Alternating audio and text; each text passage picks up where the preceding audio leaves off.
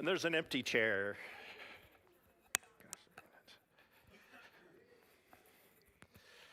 Okay, well, good evening, everybody. I'll get it together. All right. Well, it is good to see everybody. Good to be in Holy Week. It is a crazy week, but a good week. A week we're thankful for, certainly. Going to try to finish up tonight with the manna story and move into chapter 17, water from a rock, and then battling the Amalekites. So we'll see how we do. Let me back us up to chapter 16, verse 27, just to try to finish this well. We had the great mystery of bread from heaven. We can sort of maybe understand the quail. It's a miracle to feed a lot of people like that in the desert. But God, as always, was trying to teach them how to be free. I heard one guy say, God didn't really free Israel. He took them out of Egypt, where they were slaves, and then he took them to a mountain, and he gave them 613 commandments on what to do, how to live. Is that freedom? They couldn't do what they want. They had to eat the way he wanted, dress the way he wanted, worship the way he wanted. Is that freedom?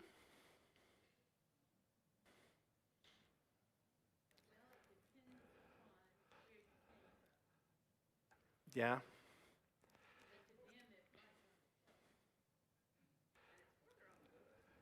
It is for their own good. And I think it's this deep understanding. You will never be free unless you know how to discipline yourself. I mean, I hope my son's not going through this, right? In college, when you first go off, I'm free, I can do whatever I want. Well, you're free and you can do your dishes, and you're free and you can do your laundry and go buy groceries. I mean, that, in a sense, is what God is trying to tell them. In order to be who God made you to be, you have to know some boundaries. You have to be able to make good choices. You can't just be an animal that talks. And so the lessons have started, right? And they've been hard. It's not just, I beat up your enemies and now go play, go have fun.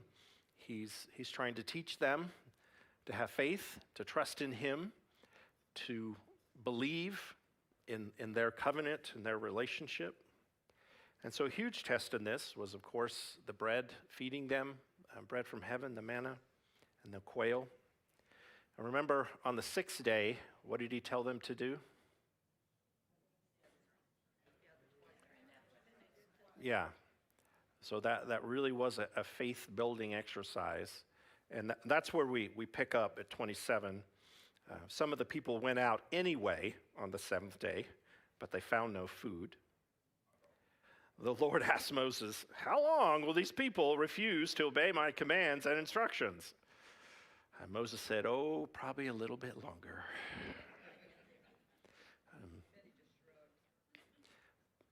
But one of the craziest things is we need time to reflect with God. We need time to process with God. This whole Sabbath event, it's not just, a day for barbecues and soccer.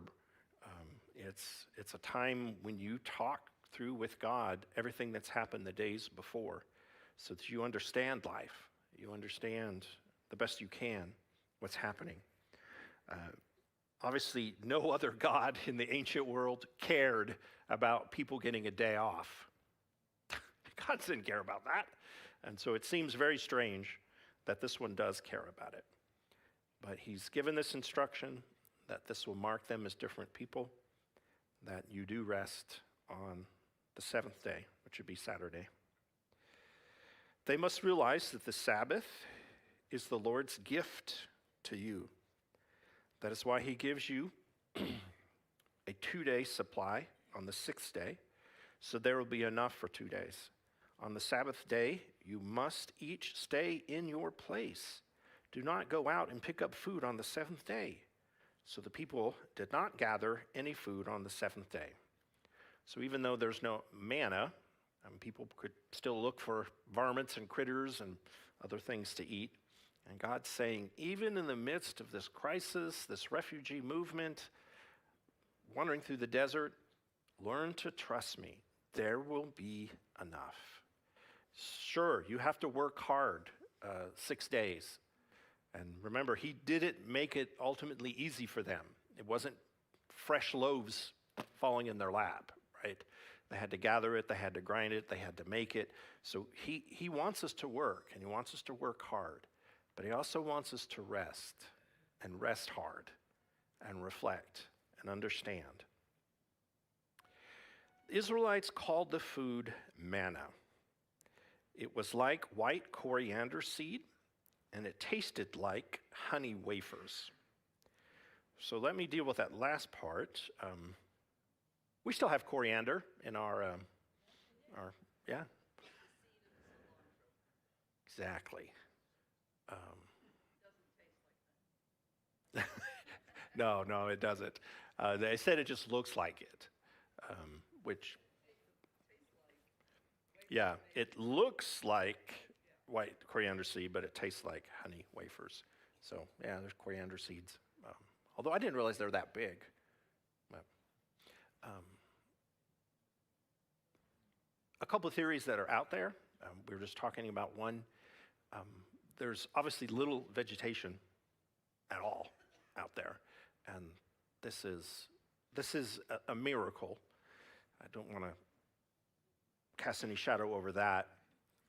But like with the quail, it was a miracle that there were enough quail, but this was also a migratory pattern, and the quail today are still known to become exhausted and land in the desert, be unable to move for a while until they're recovered. You know, it's crazy. I don't think quail are the best flying birds I've ever seen, right? Compared to, a hawk or a vulture or something. Yeah. And so these crazy things are migrating. So it's like a butterfly migrating. How does it make it across a road? Yeah, so what I'm passing around is an Egyptian word.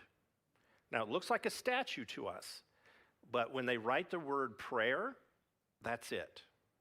So you got a little priest, he's got his head shaved, and if you held an Egyptian, they would say, oh, that's the word prayer, to do this. So we'll get to Moses later on, and he says, hey, I'm praying. And so that's exactly what he does. It's just another one of those little things where archaeology confirms what the Bible says. Yeah. Yeah. Really, because we had a mean Lutheran liturgy professor that made us do that. So he was an old EUB guy, if you know what that is. Evangelical United Brethren. But manna is interesting. So Moses put this in here, and it's a quote for us. And it's kind of a deep dive here, but I'm really curious about this. So thereafter, the word, what is it, which we had set up for us back in verse 14. What is it? So people don't really know what it is. There's some theories, and some rabbis go with this, that these wild desert trees may have had sap that were crusting on the branches, and they were scraping that off. It's possible. It's still a miracle that they found enough to eat. But it tasted like what? Yeah, I think that's very interesting. God not only gave them something to eat, but he added something sweet. I mean, it tells you something about God. But the manna. So actually, the way that you would say that, I think I have a screen to help us here. In Hebrew, would be mahu. I think it's a content screen. So in what Moses quoted, he said manhu, and it should be mahu. In fact, in other places, when you look at Moses using the word what, he says mahu. He doesn't say manhu. So I know I'm getting really, really technical here. So what they say is manhu, which is not technically correct Hebrew, which makes me wonder, why did Moses record that? Is it the way people spoke? The way you normally say it in the most ancient version of Hebrew that Moses is using would be mahu. And if we jump over like to Exodus 16:7 that we read last week, Moses is using mahu. So he asks, what have we done that you should complain about us? So every time he uses what, in all of his writings, it's always the mahu. But for some reason, he recorded the people said manhu. I wonder why. It's not another word. They're clear about where that was going, that it was, what is this? So did the people speak differently when they were in Egypt? Was there a dialect? Was kind of the reigning theory to this. I'm always telling people, the Bible proves itself legitimate sort of through the 1,000-cut method, right? People want to find the golden wheels of the chariots. You're not going to find that. But what you are going to find is if you look at the text, over and over, it's going to prove its veracity. It's going to have these little bits of evidence that show it's not made up. And I think this is one of them. We don't know why Moses did this unless they really were saying, instead of mahu, manhu. It's just a little wrinkle of authenticity that I love. Still one of the things I'll ask him later when I get there. So what's up with that? The Israelis today say mazu. Yeah, what's that? And I say it a lot. Like, what's that? So it's interesting how it's changed from mahu to mazu, but may have been an even older form, maybe, that they were saying manhu. It does show something that we'll see Moses struggle with later.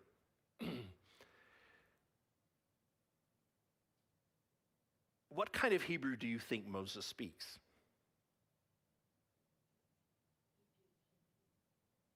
Yeah, he's got some Egyptian Hebrew. The Egyptians are quite adept at languages because they communicate with their empire. We found letters in Egyptian palaces where the Egyptians were speaking all sorts of languages, writing letters to kings and vassals, and so the Egyptians were quite capable of teaching him Hebrew. And I suspect he learned it there. I don't know, do we have any Spanish speakers? So what's the difference between Castilian Spanish and then Mixtec Spanish? Yeah, exactly.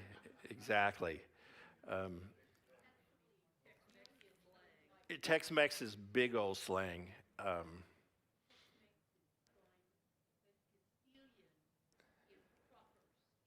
Proper Spanish. I wonder if Moses doesn't speak proper Semitic. And so we get things like manhu, which is right. But the people don't talk that way. You know, people ask me, do you speak Spanish?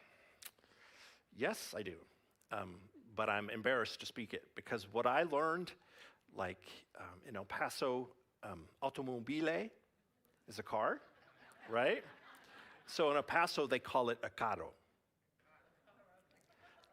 We were joking today, blueberry is bluebarrio, which is not a real word.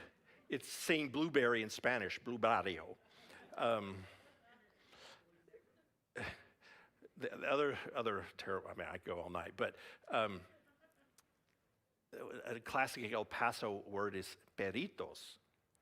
So if you like burritos, a burrito, we would say, but in Juarez, they serve you perritos, which is from the word perro, which means dog.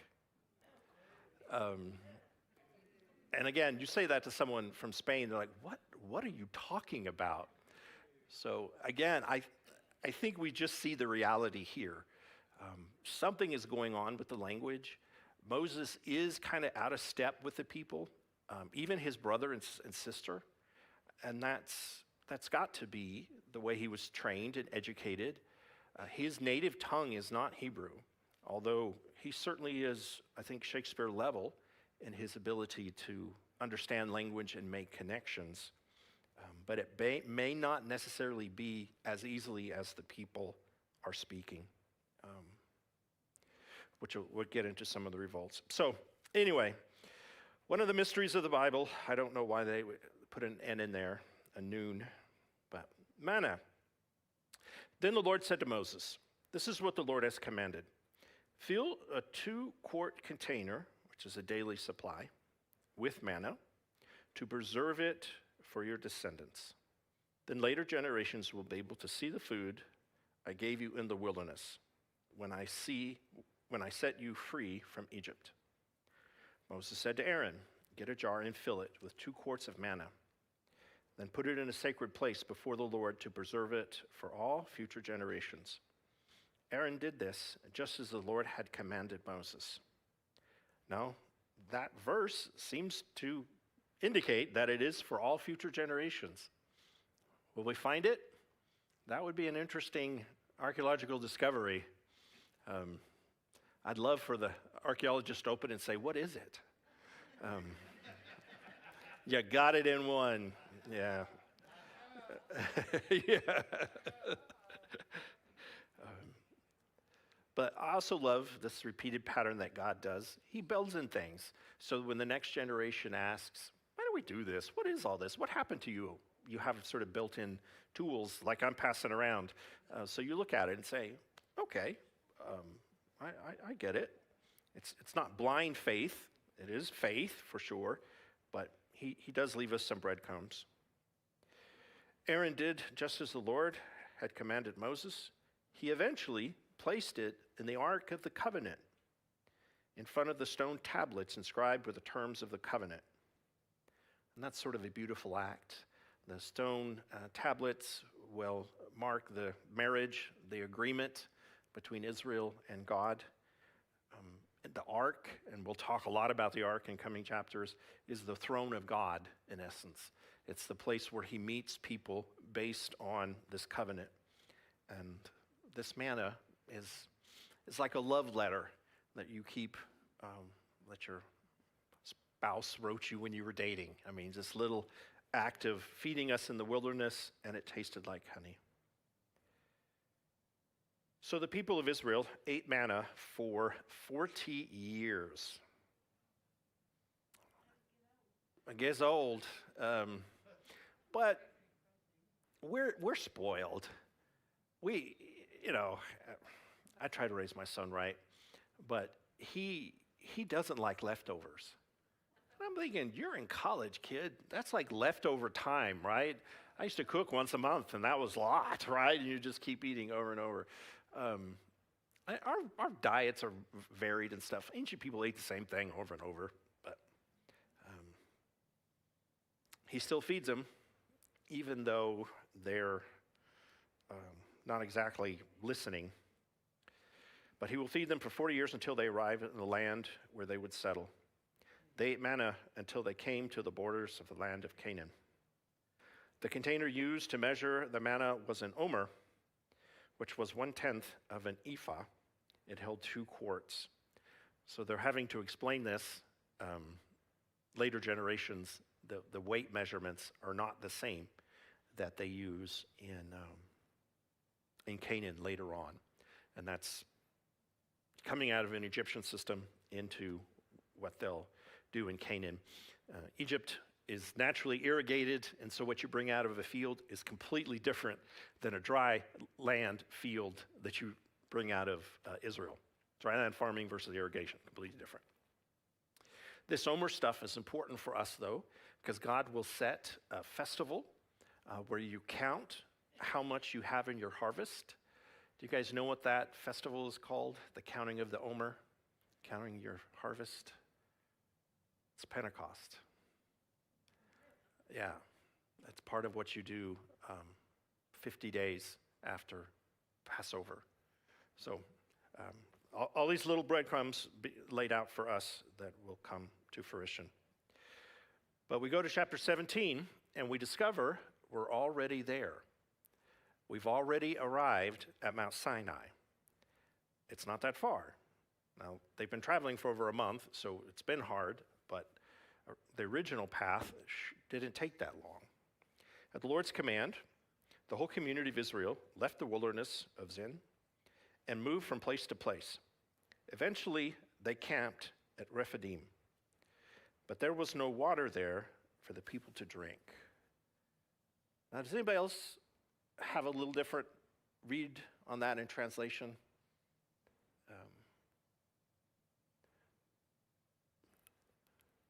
I'm using New Living. Does anybody have the ESV? The wording here is hard. It's not what they've used before.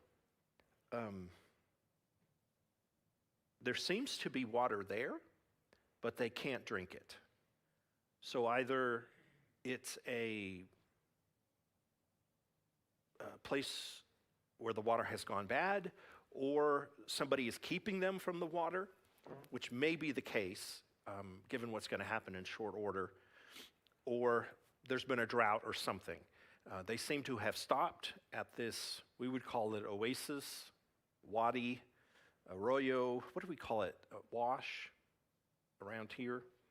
This is at the foot of Mount Sinai. And we don't know where this place is, but they stopped there thinking there would be water. And for whatever reason, maybe going to reveal to us in a few minutes, they can't drink there. So once again, the people complained against Moses. Give us water to drink, they demanded. And again, our translation follows, this is the new version of the New Living, but they use the word "ayir," which is a lot stronger than complain. I like the translation "quarreled." They've complained to Moses before, but it's getting worse. And this is near violence. It's a much stronger word than they've used before. So I'm not sure complain gets it.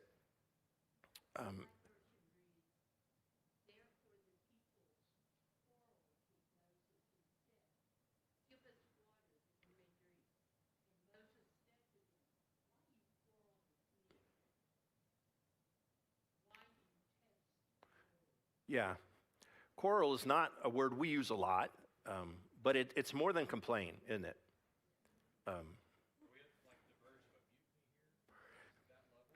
It's not quite that level. But in the road rage incident, everybody's gotten out of the car. There's no fists flying yet or guns or anything like that, but we're out of the car. And on the one hand, you would think their faith would be getting stronger as they've made this journey, right? We've had the manna, we still got the manna, we start getting the quail. So you would hope they were getting stronger, but this points in the other direction. They're exhausted. They're tired, they're refugees, they're worn out. One of the scariest things I ever saw as a missionary, I was a missionary for a short time in Bosnia, Herzegovina after the war. And there were refugee camps set up everywhere. And when I first arrived as a 20-dumb-year-old kid, they were driving me around, showing me all the camps, and there was a camp of refugees that had attacked aid workers. And they said, don't go in there, be careful, because they'll attack you. And I thought, my God in heaven, we're here distributing food and medical and giving them, and why would they attack us? But they had been so traumatized. They were Seljuk Muslims, and they were very, very violent. And to see that as a 20-year-old kid made an impression, made me think of this later in life, that people can reach a breaking point. All this has happened, and it's not getting better. So Moses, brilliant linguist, an adopted child, is he someone you want to have a road rage incident with?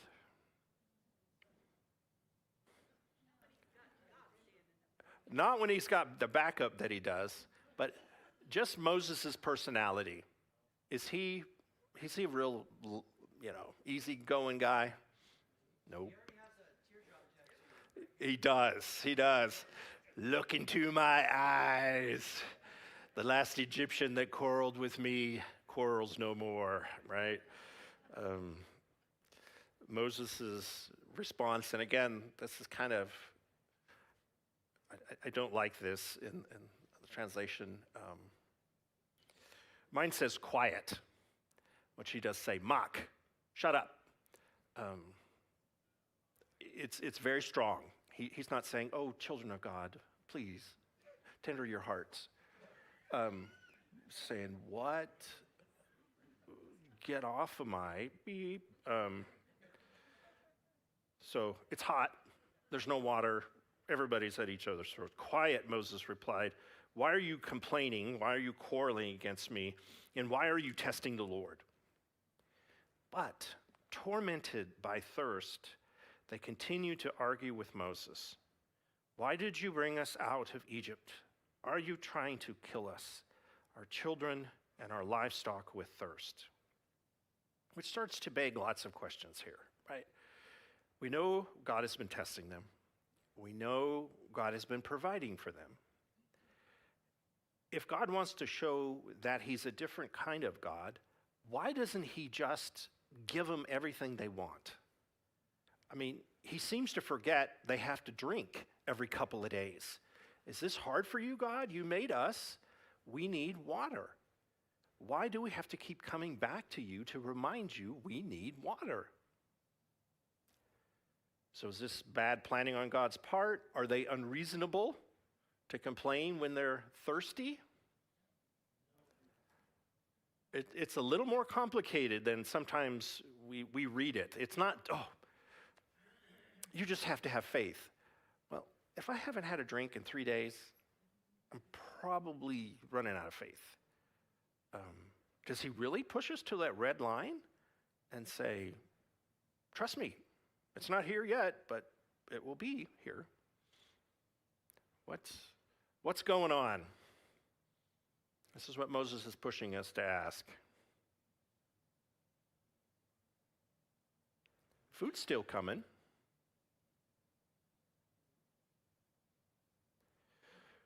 Who are they worried about not having water? Yeah. Now, the children we certainly understand. But they have what? And again, I've talked about this a lot, but it's very important to keep in mind about Hebrews. They are not National Geographic explorers, okay? They do not have these specific words for animals distinguished like we do. The word they actually use here is a variation of behemoth, which can be translated as cattle, not always. It can mean sheep and goats. So livestock is a good translation, but it also includes the higher end. So whether it's cattle or sheep and goats, how bad is it? It is bad when the animals are thirsty. But if you have a cow in the middle of Sinai, are you doing okay? I mean, if you still have your livestock, are you in desperate straits? No. And presumably they still have the manna. That's a great question. I don't know what they ate, but they're still alive. Um,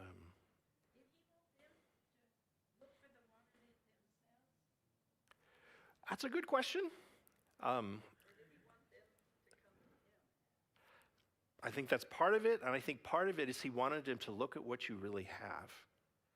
Because so many times we get in a crisis and we have issued our command to God and it hasn't been answered yet. And we think something's wrong. I told you to do this and you haven't done it. Why not? Because he's God and we're not. And what he is doing is shaping and molding our soul, even if we don't understand it, even if it's sort of beyond what we would consider normal stretches of human behavior. But I have to say, again, there's this lingering question that we have. This should be an oasis. The water should be there. Something has happened. They don't tell us exactly what. It's either dry when they came by or someone is stopping them from getting the water. So this may not be all on God. But it's very interesting that they possibly have cattle. We remember with Abraham how common were cattle in Canaan. Trust me, you're going around Israel today, you will see no ranches. You're not going to, pull up on the double brand R or whatever, ranch in Israel. Still today, it's hard to get a lot of beef. Egypt, very different. Egypt, they can raise cattle. They raise a lot of water buffaloes in Egypt, which I don't understand. It's like the size of a huge head of cattle, but it eats garbage. I don't know what. They eat it. So it's bad, whatever it is. Verse 4, then Moses cried out to the Lord, what should I do with these people? They are ready to stone me. So it's confirming some of the verb choices he made earlier. The Lord said to Moses, walk out in front of the people, take your staff, the one you used when you struck the water of the Nile, and call some of the elders of Israel to join you. I will stand before you on the rock at Mount Sinai. So they're there. They haven't gone up, but they are in the area that Moses himself had raised sheep. So there must be something out there for some livestock to eat. Strike the rock and water will gush out. Then the people will be able to drink. So Moses struck the rock as he was told, and water gushed out as the elders looked on. So again, there's supposed to be water here. But it's a miracle. Moses is using the staff. Moses, with his kind and wonderful heart, named the place Massa, which means test, and Meribah, which means arguing. So, who was testing who? In a sense, I think God was testing them a little bit. They were testing Moses. Moses' anger was tested. He didn't lose his temper, but he showed it a little bit. So, again, beautiful names for daughters. Massa, my great test. And the one that argues with you, Meribah, the one that argues with everything. Because the people of Israel argued with Moses and tested the Lord by saying, is the Lord here with us or not? So, again, that question, if the dog doesn't get fed, will it leave you? Does your dog really love you? Leave the gate open and don't feed it. I mean, we laugh. Of course we wouldn't do that. But God is curious in us knowing that. If I don't feed you every day, are you going to run off on me? Is that the basis of our relationship? For now it is, yeah. You would think that he would have bought a lot of goodwill by getting them out of Egypt. But they don't seem to talk about that a lot. Verse 8, and I'll start this, we'll have to finish it next week. This is one of the darkest chapters in Exodus. There is so much going on here that's really dark, and they're not saying all of it, which is frustrating. Israel will have a lot of people that threaten it and challenge it. You know, the Canaanites, we've talked a lot about them. They're kind of an anti-Israel. They worship Baal, the storm god, and sacrifice babies. And they will be a thorn in the side of Israel for a very, very long time. You have other groups like the Assyrians that are very violent, Philistines that are great warriors. But the Amalekites, if you ask Moses, these are the most existential threat to Israel of any group of people. And it's kind of hard for us to figure out why he says these incredibly strong things about this group. We'll start that conversation tonight. I think I know what it is, but as always, I love to discuss it with you all and get your input. So they're still at this oasis at the foot of Mount Sinai. When the people of Israel were still at Rephidim, the warriors of Amalek attacked them. Moses commanded Joshua, "Choose some of your men and go out and fight the army of Amalek for us. Tomorrow I will stand at the top of the hill holding the staff of God in my hand." So we have to always do our due diligence. Who in the heck is Amalek? We've only heard in passing about this family. So let me jump for a second. In Deuteronomy, it's a book that Moses writes much later in life. He seems to have written this Exodus, Genesis very early, probably in those last years when they were wandering around Israel, or wandering around in the wilderness. But later he'll write Deuteronomy and Numbers when he's a little more reflective. And this is what he said that the Amalekites did. "Remember what the Amalekites did to you along the way when you came out of Egypt. When you were weary and worn out, they met you on your journey and attacked all who were lagging behind. They had no fear of God. When the Lord your God gives you rest from all your enemies around you and land he is giving you as a possession of your inheritance, you shall blot out the name of Amalek from under heaven. Do not forget." See what I mean? This is dark. This is something is going on. So Moses remembering, they followed us and they attacked those that were straggling. So who would do that? They're moving in this big group. Who probably can't keep up? Yep. And that had to make a memory, right?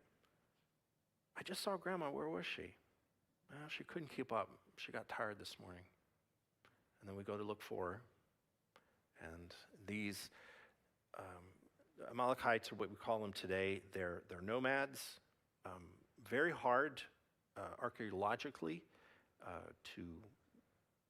to pin down because they don't live in permanent settlements. They're desert dwellers. We know quite a bit about them because the Egyptians talk about them. The Egyptians call them the Shasu, the desert wanderers.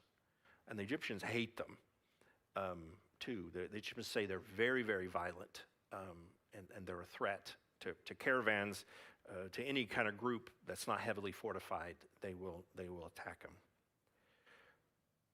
So Moses has set this up for us. He has given us the genealogy of Amalek. Eventually that will become the Amalekites. So we have to jump over back to Genesis 36 when we were doing those lists of the nations and where they came from.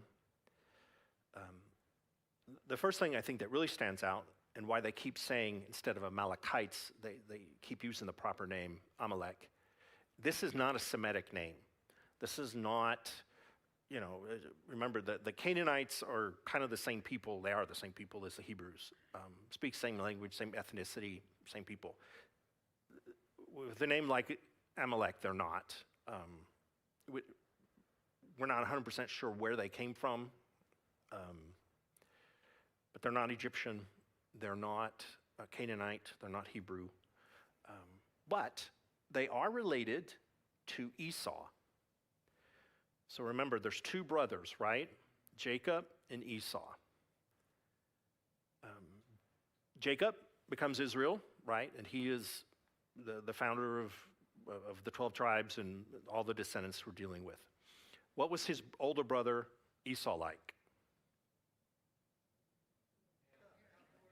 Outdoorsman. He was a wild man, hairy, red, looked like a werewolf, basically, is the way they described. He had really hairy back. And he just kind of goes off in the hills and just goes to town.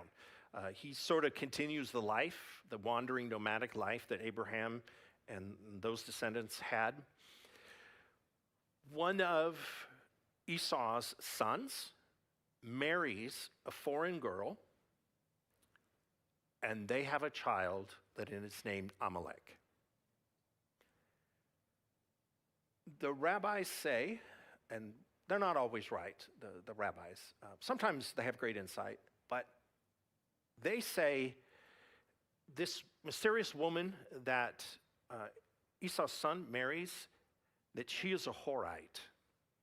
And a Horite is a very rare mountain-dwelling people that existed before the Canaanites, before the Semitic people moved west and took over.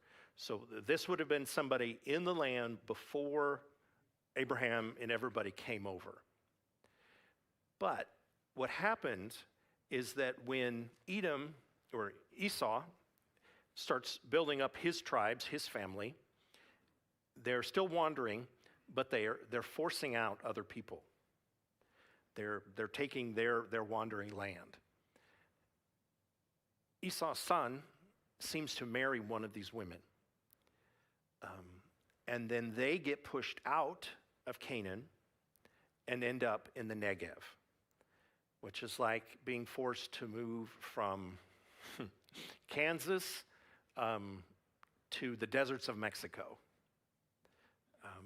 It must have been very, very traumatic.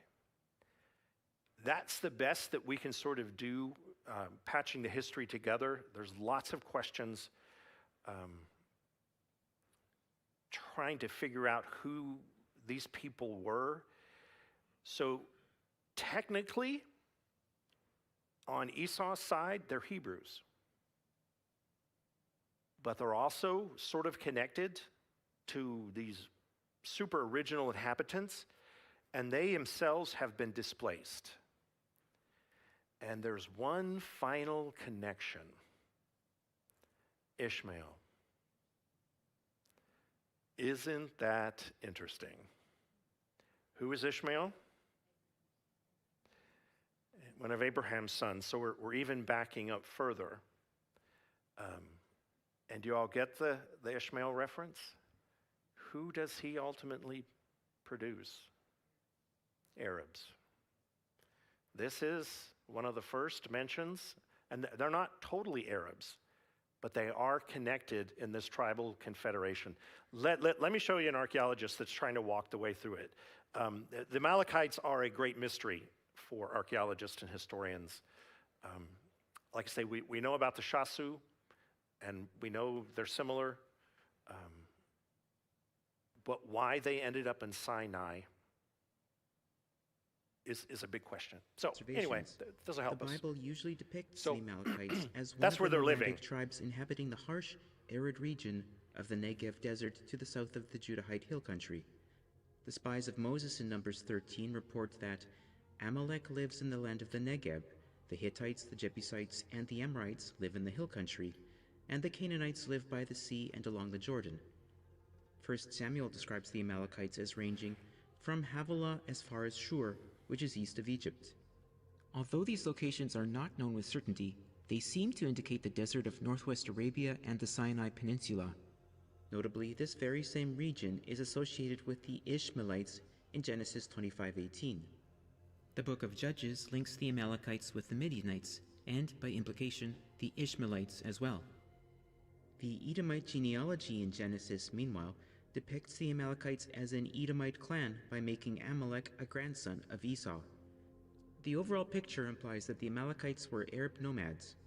In a recent book, scholar Christian Fravel summarizes, within the Pentateuchal literary network, Amalek is part of the Proto-Arabian hodgepodge of hostile people living in the southern Negev. Now let's look at some stories. Let me go ahead and stop it there. He's going to get into some of the David stuff that Within the Old Testament, we'll come we to have later. encounters with the Amalek. But they're going to be around for a while. There's still a whole bunch I wish we knew about them. But none of this really explains the level of hatred between the two groups.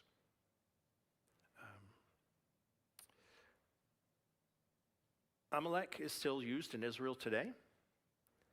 And if you ask them, who are the Amalekites? Because they disappear from the pages of history. An Israeli will tell you Hitler was an Amalekite. The Ayatollah Khomeini is an Amalekite. At least in Judaism, there has arisen this idea that anti-Semitism, this just incredible hatred for the Jews, it seems irrational at times. This is what they're talking about. This is what popped up with the Amalekites. There's no reason that these nomads should have attacked this group as viciously and as hard as they did. What was this? If, as we suspect, the Amalekites were the ones that prevented them from getting the water, that they had sealed or buried the wells. This was apparently a very common tactic for the Shasu, according to the Egyptians, that they would bury wells that people depended on when they came through. And if you were exhausted, you can't dig it out in time and you die of thirst, and then they come back and dig the well back up. As all things, if the Amalekites were themselves displaced and they were refugee people, would they be more welcoming or more hostile to the Israelites? More hostile, because we've already lost, we've already been hurt, we've already lived a fragile existence. How dare you come here? So things like this get started, right? Why did the Egyptians turn on the Hebrews so strongly? What had happened to the Egyptians? Exactly. Semitic Hyksos had invaded Egypt, decimated Egypt for about a century, and the Egyptians wanted no more of Semites, and then the Hebrews show up. So again, I think the Bible does a really good job of showing us the human conditions. It's not just, these are good guys, these are bad guys, but it's complicated. Again, yeah. If they're also, their lineage is both Ishmael and Esau, they have twice the amount of hatred for the chosen sons as opposed for the kick to the curb sons. So they would, that's like bitter family rivalry square. Yes. And still to this day, now that I'm older, I haven't spent, when I was younger, I spent a lot of time in the Middle East. I've spent a lot of time in Israel, a lot of time in Egypt. And there is a hatred that the Arabs have for Israel that is unbelievable. Now, I think part of the politics, Arabs tend to have very corrupt, rotten governments. And so what the governments do is they blame Israel for everything. That's what they do in Egypt, right? The water's not running. The Israelis did it. This guy got caught stealing $24 billion from our, Israelis did it. And it's this constant ginning up. I remember having a conversation with a guy that's saying, these Palestinians, their grandparents lost their homes, and they're still fighting 3 generations later to get their homes back. That's their land. And if you ever look at a map, the Arab world is huge. There's like 300 million Arabs. There's tons of countries. Israel, little teeny weeny, 7 million, well, 10 million with Arabs that live in Israel, little bitty, 150 miles north and south, and about 50 miles wide. You can't share that. There's something like 25 Arab countries. How many Jewish countries are there? There's one. And it's hard. But I tried to explain to this guy, and I wish our German was here with us. So my grandparents came from Eastern Germany, parts of Prussia. And after World War II, do you know what they told the Germans in Eastern Germany? Oh, this is Poland now. Part of it went to Russia, part of it went to Poland. So get out. 10 million Germans had to just pack up, no help, nothing, get out. And that land has never come back. It's never going to come back. How is it that I'm the grandson of all that, and I'm not burning and fighting and throwing bombs at Poland trying to get that land back? Germany lost the war. Germany had been terrible. This is part of the price of peace. You have to let go sometimes, right? I know we all love our land, but man, this is really terrible.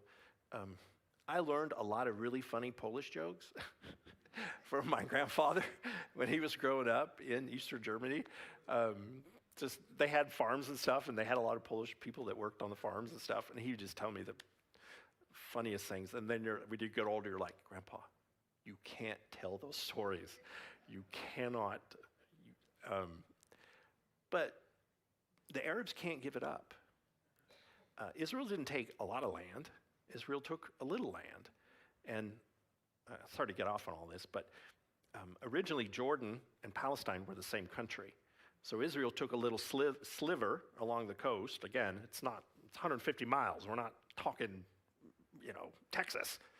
And then Jordan goes, way off. I don't know, how big is Jordan? I mean, it's a lot of desert, but it's huge compared to Israel.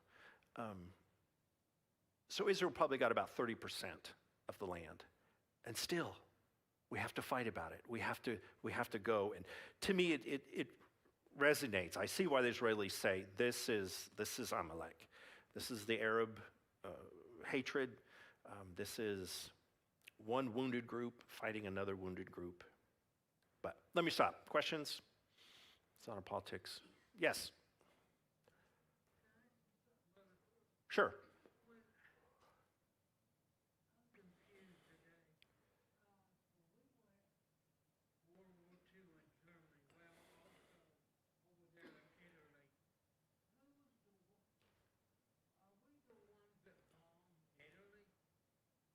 Yes, some. Yeah. There was a point in which the Italians overthrew Mussolini, and the Germans seized control of the government to force them to stay in the war. And there was some serious bombing going on the German part, to try to get them back in. But no. But bad guys have to be bombed sometimes. Amalekites have to be fought sometimes. But, yes?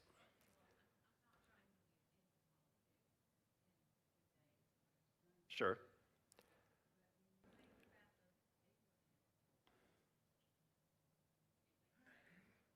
It is.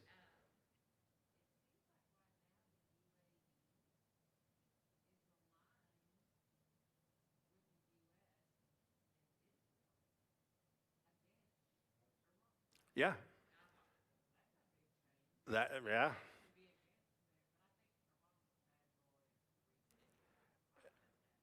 certainly an exporter of terror and pain. Yeah. Yeah, good old Iran has brought the Arabs closer to Israel than they have ever before. So we're still like the people wandering in the desert. We don't understand it all, but God is still working in that area. But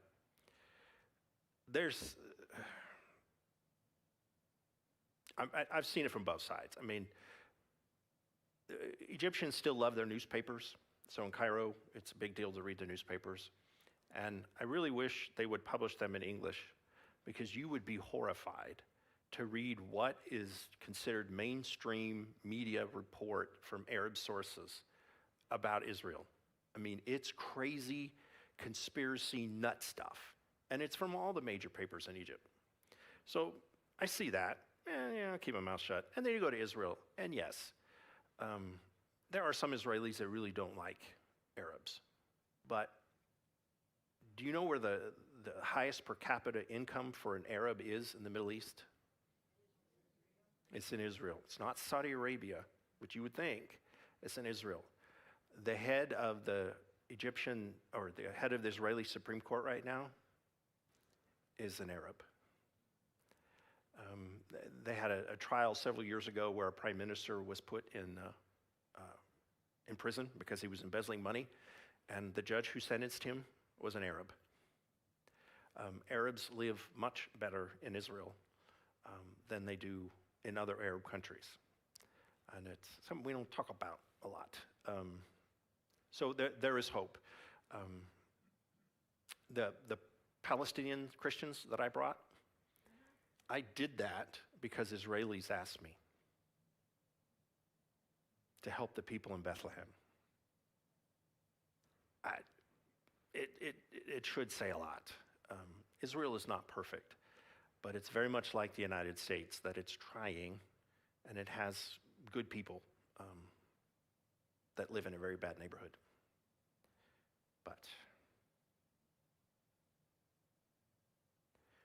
So let's go back to the text.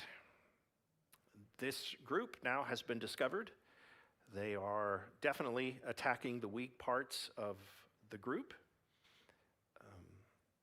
They're probably hiding water. It's interesting they don't mess with the manna or the quail.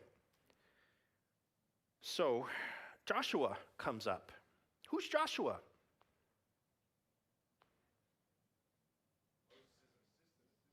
Yeah. Joshua is a really, really important name for us always to watch. It's the name Jesus. So if I really translate Jesus' name, Yeshua, into English, it's Joshua. The reason we say it Jesus is because it had been translated into Greek. And it's complicated, but the name really in Greek is Jason. So, which is why my son's name is Jason. But all this language stuff. But so if you met Jesus as a kid and you taught him English, you'd say, "What's your name?" He would say, "It's Joshua." It's really Yeshua, but anyway. So that's cool when that name shows up. Joshua is a descendant of Joseph. That's kind of cool. Remember, Joseph has two twins, and they get a double portion. And Ephraim and Manasseh. Yeah, and so Joshua is an Ephraimite, which will be the largest tribe and really most powerful for a long, long time. So he's going to have a much bigger role to play later on, but he already seems to be a person of some importance. It's interesting that Moses doesn't just travel with his own tribe. Israel will be very, very tribal for a long time, and we suspect, don't know, but we suspect it began in Egypt, that they were sticking to their own tribes. So you would expect Moses to be around Miriam and Levi, Aaron, and others. But he seems to be breaking from that a little bit in having Joshua there, an Ephraimite with these Levites. But whatever the boy can do, he can fight. So verse 11, so Joshua did what Moses had commanded and fought the army of Amalek. Meanwhile, Moses and Aaron and Hur, we'll talk about him next week, climbed to the top of a nearby hill. As long as Moses held up his staff with his hands, the Israelites had the advantage. But whenever he dropped his hands, the Amalekites gained the advantage. Moses' arms soon became so tired he could no longer hold them up. And so on the surface, this sounds really silly.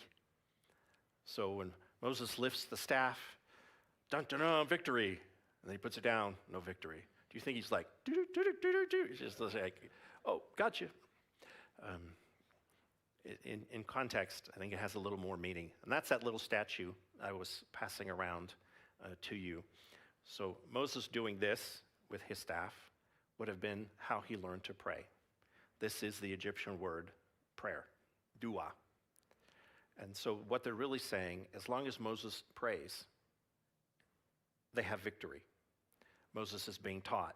When he gives up and he thinks, I'm too tired, this is not going to work, God's not listening, then it doesn't seem to work. When we continue to talk to God, to pray, we can defeat the evil of humanity. It's a powerful lesson. But I will stop there because we need to go pick up kids. We'll pick up Amalekites next week and see what happens to them. Everybody, if you're not busy tomorrow, 7 o'clock, we're going to have a Tenebrae service, a service of darkness, the death of Christ, with the other 3 churches. So those are incredibly uplifting experiences, although this won't be, but it's good to have the churches together. Yeah, it's going to be crowded. And you know what? God is doing an amazing things. We joke, right? Arabs and Israelis are getting along. Church of Christ and Baptists are getting along, right? Methodists and First Pres. It's been a while now, a couple of weeks. We did the funeral for Cooper Nordoff, a 17-year-old that was killed. And really, just as a fluke, I asked the other choirs to come and sing at that funeral, and they did. We had a huge choir that day, and it was Presbyterians and Baptists and Church of Christ, and they just came for that boy.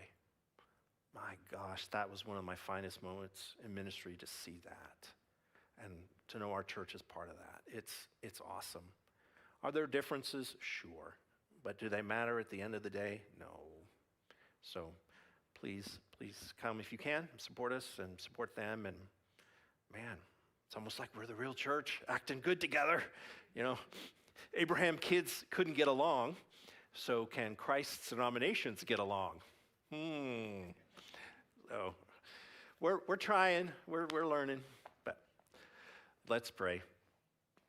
Father our God, thank you for loving us in our flawed, faith-losing, prone to dispute, quarrelsome nature. Lord God, we know you still seek to develop in us the strength to be truly free, to have the discipline to turn our back on slavery and sin. We celebrate this week the price that you've paid that we might be freed from sin. But we pray also the strength to hear your word, that we know how to keep out of sin and not continue to rush towards it and expect you always to get us out of our messes. We pray tonight for our world and our country. We know there are still many battles between us. And your word has taught us we cannot kill our way to a better world. We must ultimately make peace with our brother, as Jacob and Esau should have done, as Moses tries to do with the nation of Israel. Help us not just to criticize the past, but find the strength to do it in our own lives. May we learn to forgive. May we learn to give up land. May we learn to hold to our relationship with you above all other things. Help our faith to grow. In your Son's name we pray. Amen. Thank you.